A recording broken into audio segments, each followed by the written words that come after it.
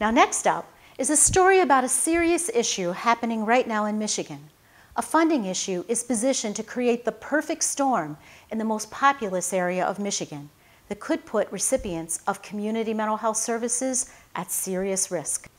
There are three issues: years of flat funding that ignored inflation, coupled with increased demand on the system.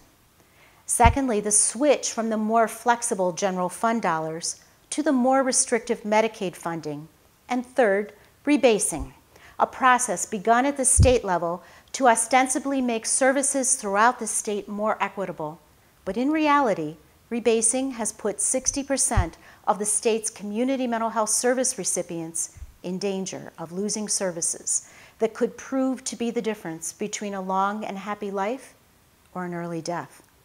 Let's meet some people from Oakland County, just north of Detroit, who want you to know just how these decisions will impact those who receive mental health and developmental disability services.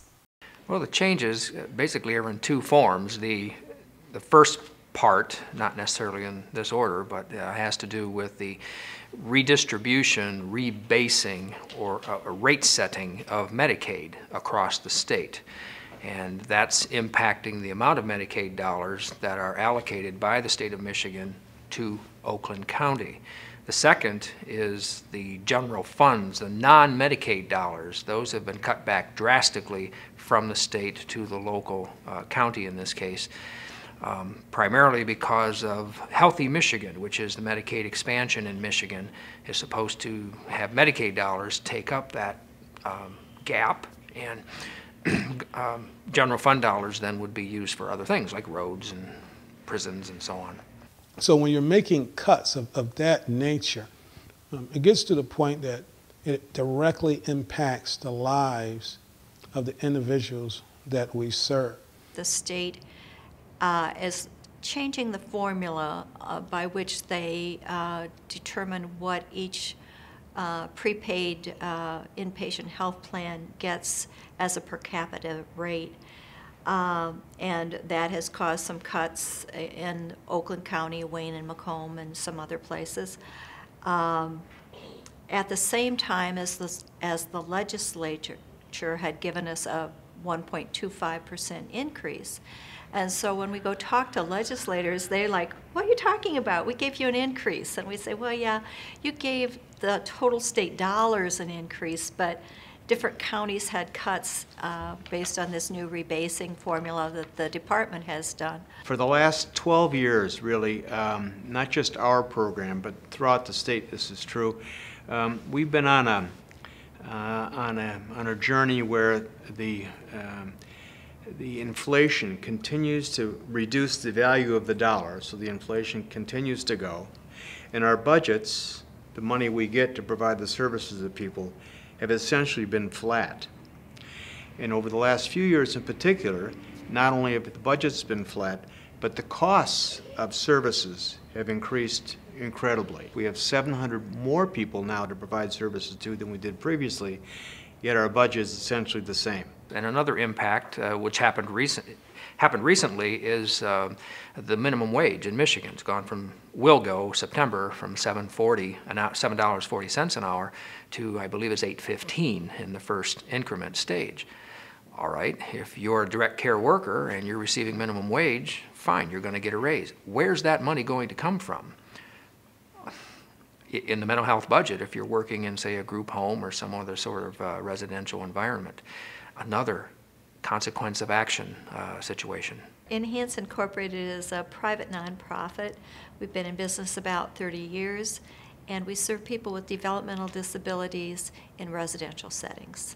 $14 million cuts, if they were across the board, for my little program, it'd be about 7% in cuts. At one point they were banning about the figure of around 11 million in additional cuts potentially for this year. Well, that, starts to add up pretty significantly. I, in particular, from a personal point of view, my brother Bill lives in a 4-person group home, and my brother Raymond lives in a 5-person group home. And I know that their staff are not, highly paid individuals, but they're very dedicated people. And I don't begrudge them even the increase in minimum wage, but even I know, I took econ classes a long time ago, you have to have the money to pay for that. Transportation is kind of a joke at this point because many of my transportation budgets were predicated on a time when gas was $1 a gallon. Well, that's a long time ago. The general fund switch over to Healthy Michigan is a different issue. The Healthy Michigan dollars definitely make up the deficit that was caused by general fund. That is not the issue. The issue with the general fund and Healthy Michigan is the fact that Healthy Michigan has more restrictions than general funds because they're federal dollars. So you can't use it for things such as inmate care and some of our inpatient care. When we did our calculations to transfer over from Healthy Michigan, basically will give us an $8 million reduction in general fund usage because of the restrictions of Healthy Michigan. Once the budget cuts actually come in, it drastically changes the plans that have been set up to improve individual lives. Well, there are less dollars coming to Oakland County, and for fiscal year 14, which is October 2013 through now, $14 million less has come to Oakland County for mental health, and that's across the board, but that's a big chunk. And those dollars mean less in terms of services that are able to be offered and numbers of people served, and there's no doubt about it, there has to be cuts. But we're definitely receiving a decrease. As a matter of fact, we actually received a $14 million decrease from the normal $250 million that we are funded, and we had a $7 million increase in usage. So in effect, we actually had a $21 million decrease in our funding, which is tremendous. Fortunately, we had reserves that we could use. We used over $18 million of reserves to make up those differences, but reserves are very short-lived. Reserves cannot be used to actually make up for the cuts. It's just a temporary fix to a problem that will have devastating impacts if something is not done. There was a company that did a study regarding Medicaid, and there are federal rules and whether the state was complying with them, and were you receiving the same amount of or same type of mental health services in, say, Ontonagon as you are in Detroit or Royal Oak, and rate setting, equalizing the amount of dollars and services across the state. There was an imbalance prior to last October. Most people don't understand. Most people don't realize the full impacts. And then in our area, as it relates to the Tri-County, Oakland, Macomb, and Wayne, we have a unique issue in which our funding is being reduced and redistributed to different areas. So even though additional funding may be coming into the overall system, and a lot of politicians voted actually for a 1.4% increase, the funding that affects the Tri-County area, which represents over 60% of the population, is being diverted elsewhere, which makes it very confusing for the general public. They understand that the politicians are voting for more increases, but they don't understand how the majority of the people are receiving 6-7% decreases when increases were voted in the system. That's what makes it very difficult. Population itself, you know, the density of people, yeah, that's one thing, but also you have to look at it historically. The Detroit metropolitan area, Wayne, Oakland, Macomb counties, historically, a generation ago, accepted a lot more people from the deinstitutionalization. So we are serving people that came from counties other than ours. So if you're going to what cuts have been made, right now we've been told that there is now a service wait list in Oakland County. If you don't have Medicaid, Healthy Michigan, My Child, you are on a wait list. And if you need medical services, jail diversion, if you're a parent with a minor child using respite, and you're not on Medicaid, you've been cut off. There are no general fund dollars. They're rebasing the Medicaid dollars, and that together has created situations like this. And it can only get worse if we have additional cuts this coming fiscal year. Meet Mark Stillwell. He's one of the people who was deinstitutionalized and came to Oakland County from Lapeer County, a more rural part of the state. I was begging to get out of Oakdale and Lapeer. That day, I wanted to get out so bad that luckily MORC saw it. I was the second batch to be let go. I wanted to take everybody with me, but I could not. You know, the fuel that's necessary to maintain that program that was replacing the institutions.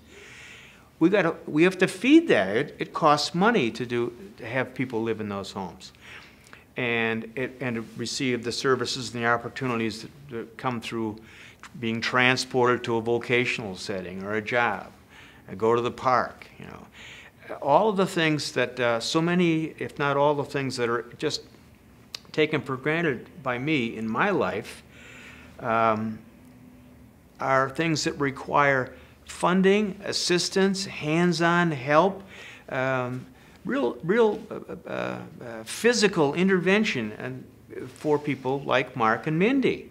Advocates also worry that the recipient CMHs are unable to ramp up services quickly enough, and the money will revert back to the federal government, leaving many in Wayne, Oakland, and Macomb counties without services and, ironically, not benefiting others in Michigan. That the state has postponed some of their rebasing that they had planned on doing earlier, which is a good sign. I also know that the state is doing an analysis as we speak on the rebasing process.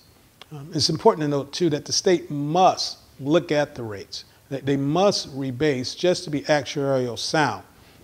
However, hopefully that rebasing process will show that taking funds away, especially from the Tri-County area, is not working to the best interest of anyone.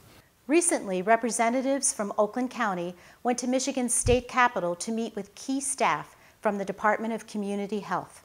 But we went there, along with a couple of other people from our agencies, and we met with the most important people in Lansing with regard to our issues. And you know, they're of like mind, but they say, you know, we're competing with potholes. There are some positive things to this. The Oakland County Community Mental Health Authority did use a good number of its reserve funds that it had in order to have the soft landing, so to speak, during this particular fiscal year. And it looks like they will probably use some next fiscal year as well, but eventually those reserves run out, and then what do? We have to also look at state legislators in terms of, you know, somehow increasing the mental health budget from a general funds point of view, and typically that's done through supplementals to the existing budget, which begins October 1st. As individuals are actually performing better because of the treatment, people begin to live longer, people begin to have more healthier lives, and of course that results in additional costs because individuals are living longer period of times, having healthier lives, but they do still require assistance. And it was not uncommon for people in our field, you know, to die as early in their early 20s because there were so many other things that you have to be concerned about. But once the care takes place, it increases the lives and makes a huge difference. To reverse that trend would have drastic impacts to the people that we serve. People like Mark and his wife Mindy are concerned that the looming cuts will threaten the quality of life and independence that they've worked so hard to achieve. And isn't independence and quality of life what everyone wants? Persons with serious mental illnesses regularly become disengaged from community care when providers are not funded in a manner which permits them to provide the level and types of services needed to ensure the continuity of care. And the results are predictable: rehospitalization, homelessness, excessive reliance on hospitals to care for persons with mental illness, and even involvement in the criminal justice system. Overburdened families who care for those with developmental disabilities worry that the services they count on will disappear along with their quality of life. We will continue to monitor this issue and will keep you informed as to how this plays out.